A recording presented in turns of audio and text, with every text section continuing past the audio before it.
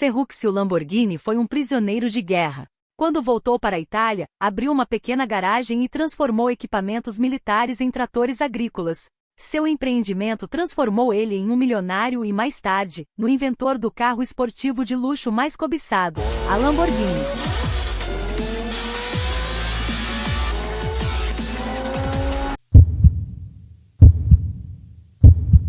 Tudo começou quando disseram que ele era apenas um fazendeiro de Enzo Ferrari. Em 1916, nasceu Ferruccio em uma fazenda na cidade rural de Renaso, no norte da Itália. Seus pais cultivavam uvas para fazer vinho e o criaram entre seus vinhedos. Eles o ensinaram a arregaçar as mangas e ter o ímpeto de fazer produtos de qualidade.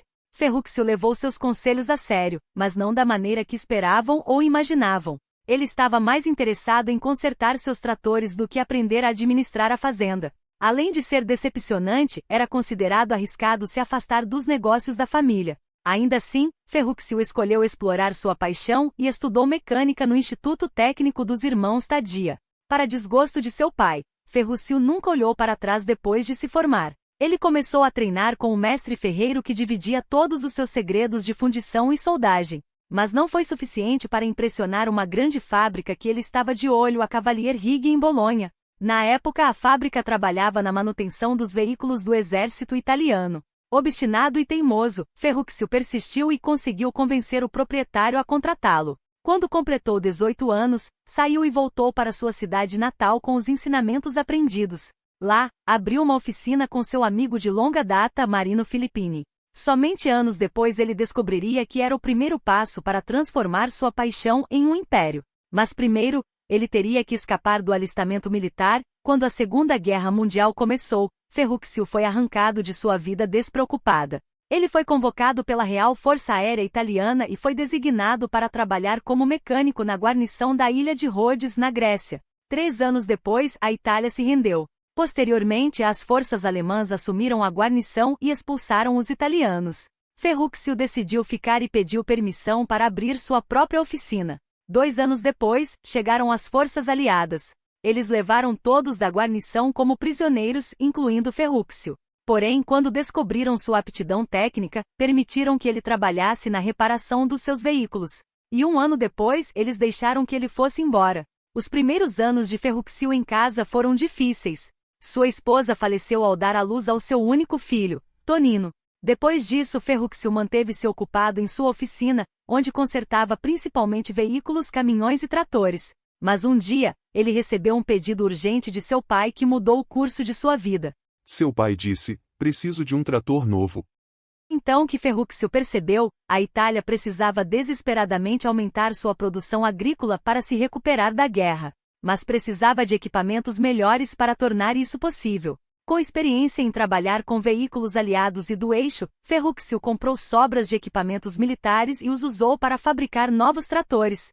Eles foram construídos com o antigo motor britânico Morris e modificados para rodar com diesel, que estava mais barato que a gasolina. Eles foram considerados mais acessíveis e inovadores do que qualquer coisa que alguém já tivesse visto antes. Mais tarde, Ferruccio abriu uma nova empresa chamada Lamborghini Tractors. Enquanto seus tratores estavam em alta, ele precisava de mais capital para a produção. Então seu pai usou sua fazenda como garantia para um empréstimo.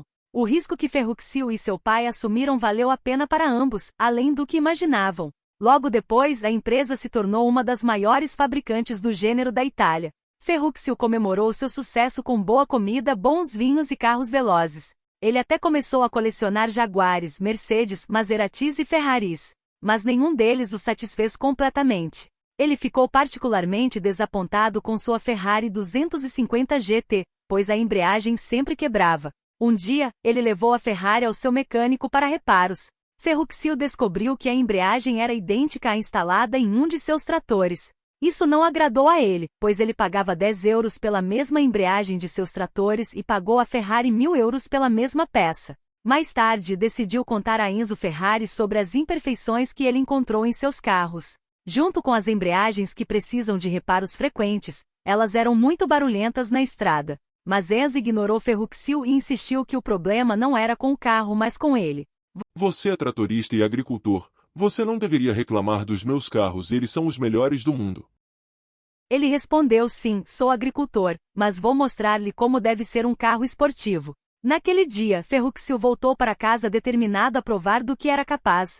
Muitos chamaram sua conquista de louca e acreditaram que ele iria desperdiçar sua fortuna. Ainda assim, Ferruccio seguiu em frente e abriu uma nova empresa com seu nome. Ele contratou 3 ex-funcionários da Ferrari e comprou um grande lote de terreno para construir uma fábrica. Em apenas 9 meses, Ferruccio construiu seu primeiro carro esportivo apresentando seu signo astrológico como emblema, o Lamborghini 350 GT. Foi considerado uma obra-prima técnica e incluiu um motor V12 com transmissão de 5 marchas, freios a disco nas 4 rodas e suspensão independente nas 4 rodas. Foi apresentado pela primeira vez no Salão Automóvel de Turim e elogiado por clientes e críticos.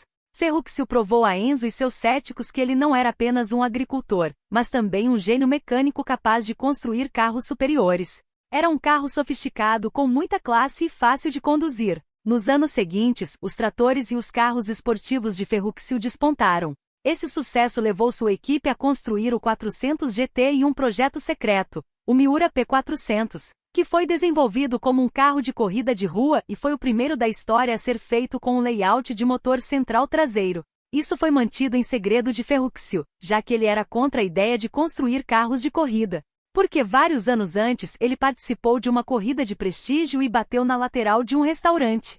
Quando Ferruccio descobriu, decidiu não descartar a ideia, e isso acabou sendo uma das melhores decisões que ele já tomou. O Miura ficou conhecido como o primeiro supercarro do mundo, e seu layout do motor central tornou-se o padrão para todos os carros de alto desempenho. A partir de então, Lamborghini Trattori continuou seu sucesso e estreou modelos mais célebres, o Spada, o Slero, o Jarama, o Urraco e o Countach. Eles eram considerados superiores a outros carros esportivos, pois não usavam peças de terceiros. E o Countach foi considerado o carro mais bonito da história.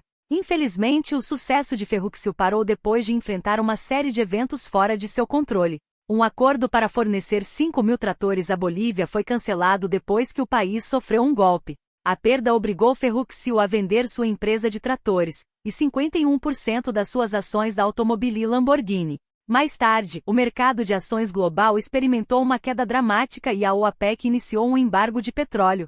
Isso levou ao aumento dos preços dos combustíveis e lançou a indústria automotiva em uma crise. A escassez de gasolina em Washington estava afetando o emprego não apenas em Maryland, mas em nossa nação, disse um porta-voz dos países. Ferruccio fez o possível para manter seus negócios vivos e conseguiu encontrar compradores para seus tratores não vendidos. Mesmo assim, decidiu se aposentar mais cedo e vendeu os 49% restantes de suas ações da Automobili Lamborghini. Mas ele manteve uma empresa em sua propriedade e a deu ao seu filho, Tonino. Ele, por sua vez, mais tarde, concentrou-se na construção de uma empresa de moda e luxo de sucesso, sob o nome de família. Enquanto isso, os novos donos da Automobili Lamborghini tentavam reviver sua marca, mas falharam. Posteriormente, a empresa foi forçada à liquidação. Alguns anos depois, o governo italiano o vendeu por 3 milhões de dólares a 2 bilionários franceses. Eles esperavam renovar as antigas instalações da Lamborghini e contratar novos engenheiros. Mas eles ficaram sem dinheiro e venderam a empresa para a Chrysler. Ela fez planos para importar a marca para os Estados Unidos, mas não obteve lucro. Então eles venderam a empresa para um conglomerado indonésio. Embora eles tivessem mais sorte em fazer vendas, não foi o suficiente para resistir à crise financeira na Ásia. Foi então que a Audi comprou a empresa e reconheceu a necessidade de maior atenção aos processos e à qualidade dos produtos. Sob sua liderança, a Lamborghini foi capaz de enfrentar os desafios do século XXI e retomar seu lugar no mercado. Com o lançamento dos modelos de SUV Gallardo e Huracan, as vendas dispararam em todo o mundo, especialmente nos Estados Unidos. Em 2019, a Lamborghini registrou vendas recordes e agora está avaliada em 11 bilhões de dólares. Esta é a história de como um fazendeiro e prisioneiro de guerra transformou seu negócio de tratores em um império de carros esportivos. Se você gostou do vídeo, deixe seu like e se inscreva em nosso canal, ative o sininho para não perder os próximos vídeos. Obrigado!